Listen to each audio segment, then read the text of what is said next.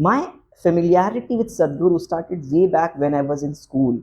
Now, the reason was my father was so much into spirituality and spiritual speakers that he used to listen to almost each one of them. First impression I had of Sadhguru was of repulsion. I don't know why I kind of had an initial bad impression about him. Now, gradually, that impression changed a lot. So, I used to read a blog by Rasmi Banshal. And if you don't know Rasmi Banshal, so she is into entrepreneurship, startups, and all those things. So she wrote an experience about the Isha Foundation's inner engineering program, and I was really fascinated by it. I felt that I must do it at some point of my time. Around 2017, I started doing the Isha Kriya, which is a 15 minutes process, which is available for free.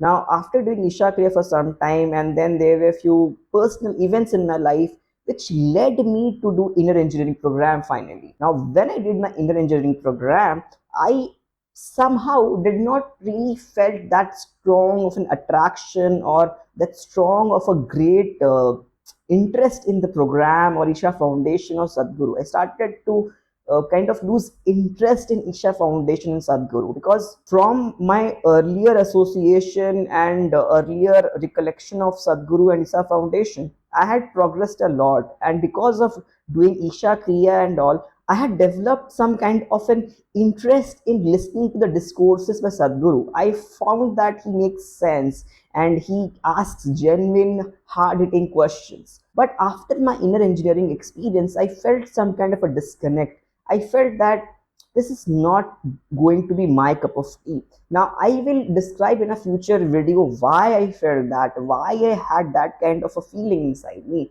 because there is a bit of backstory to it, and I'm not really ready to share that as of now, but I will share it. 2-3 years down the line, there were a few personal events in my life which kind of made me hate or dislike Sadhguru. Now, those reasons were personal in nature. I really was not anything against what he was doing or what Isha Foundation was doing. I have no complaints about what their activities. It's just that there were a few personal things, personal events in my life which kind of led me to distance myself from Sadhguru. Once those personal events were kind of reconciled with me. Now, once I understood that those personal events were part of my journey, then I started to look at Sadhguru's videos and Sadhguru's ideas a bit more objectively.